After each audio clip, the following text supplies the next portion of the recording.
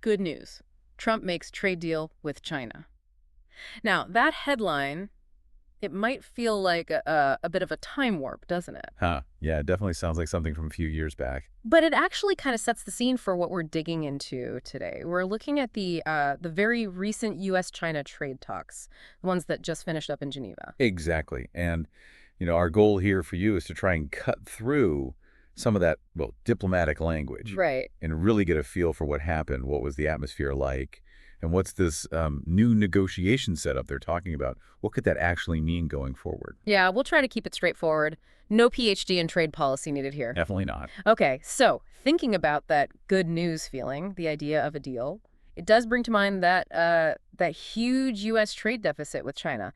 Last figure I saw was what, 1.2 trillion USD? Yeah, it's a staggering number. For someone just trying to get their head around that, what kind of real-world impact does a number like that actually have?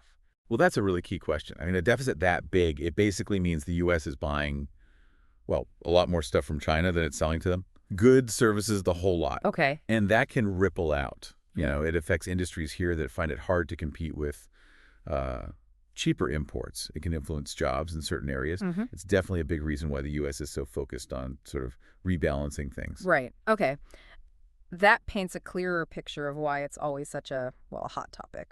So these talks in Geneva, what was the general vibe coming out of them? Was it like tense arguments, or Yeah. did it feel more useful? It's interesting. The Chinese delegation, their official description was candid, in-depth, and constructive. Standard diplomatic terms, maybe? Could be. Yeah. Yeah. We always have to read between the lines a bit.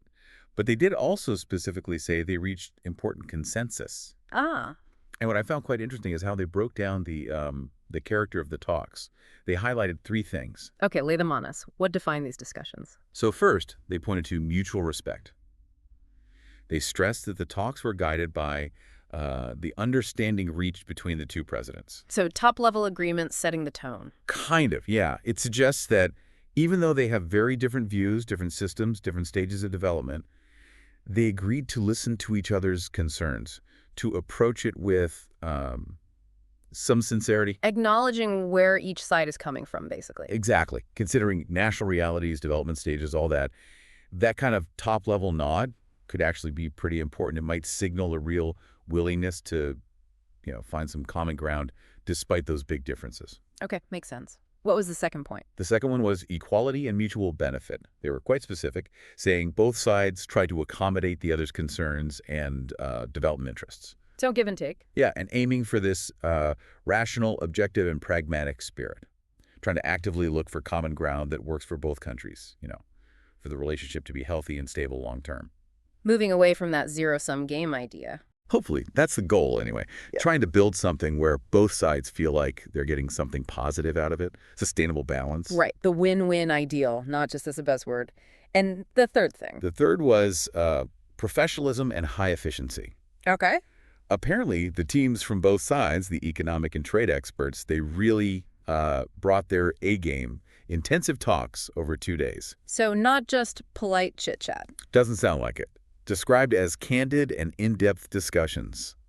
Seems like they were trying to lay a solid foundation for whatever consensus they reached. A focused, serious effort to actually get something done. Sounds like they were trying to, cut through the usual noise and really get down to it. Now, a really big outcome seems to be setting up this new negotiation mechanism. What's that all about? Yeah, this is definitely one of the key takeaways.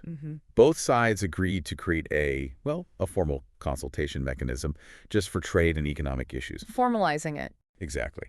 And for China, Vice Premier He Lifeng is the lead person. He'll be co-leading this with the U.S. counterparts. That signals it's, a pretty high-level dedicated channel.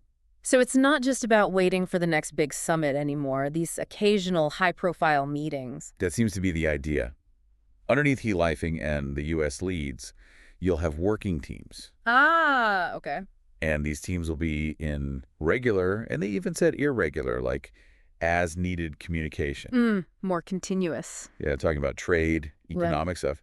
It suggests they're committed to ongoing dialogue, tackling issues as they pop up, keeping the lines open, rather than letting things fester until a big meeting. Makes sense. And they also said they'll figure out the details, like schedules and where to meet, through more talks, so there's some flexibility built in. And I think you mentioned they're planning to use tech, too, not just face-to-face. Absolutely. They specifically mentioned using phones, video conferences, modern stuff. Practical. Yeah, it just makes it easier, quicker, more frequent contact without all the travel and logistics all the time. Okay. Now, there's also talk about a joint statement, right? What's the story there? Is that where we'll get all the nitty-gritty details of what they actually agreed on? Well, yes and no.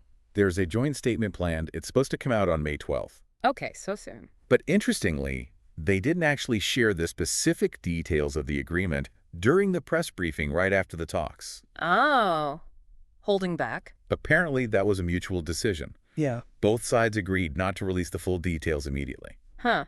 So keeping their cards close to their chest for a bit. Did they say when on May 12th we might expect it? Morning, afternoon? No, the exact timing wasn't specified. But the Chinese side did sound pretty confident.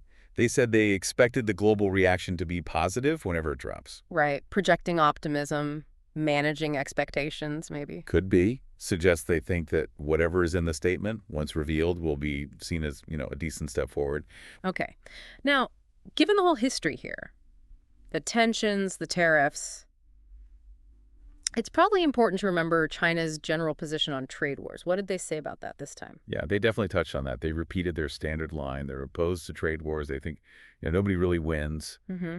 But, and this is always the crucial part, isn't it? Hmm. They also made it very clear they wouldn't be afraid. They said they'd fight to the end if a trade war was, forced on them to protect their interests. So seeking peace, but prepared for conflict. Pretty much. It's that clear message. Look, we want to resolve this, but we will stand our ground if we have to. It highlights how complex this whole thing still is. Absolutely. It's a really delicate balance they're trying to walk. So if we zoom out a bit, Well, what do you see as the bigger picture here? What are the broader implications of these talks setting up this mechanism? What's the signal? well, looking at the grand scheme, this meeting, this whole process, it feels like a pretty significant effort to dial down the tensions, to find a more stable way forward using structured talks. Like building guardrails? Sort of, yeah. As the Chinese side put it, it's laid the foundation and created conditions for bridging differences and deepening cooperation. It's an acknowledgement that you need this sustained effort, this constant engagement, to manage such a, massive and complicated relationship. And it's a relationship that doesn't just affect them, right? It affects pretty much the entire global economy. Exactly. They stress that point, too, that the U.S. China trade relationship is vital not just for them, but for global economic stability, global development.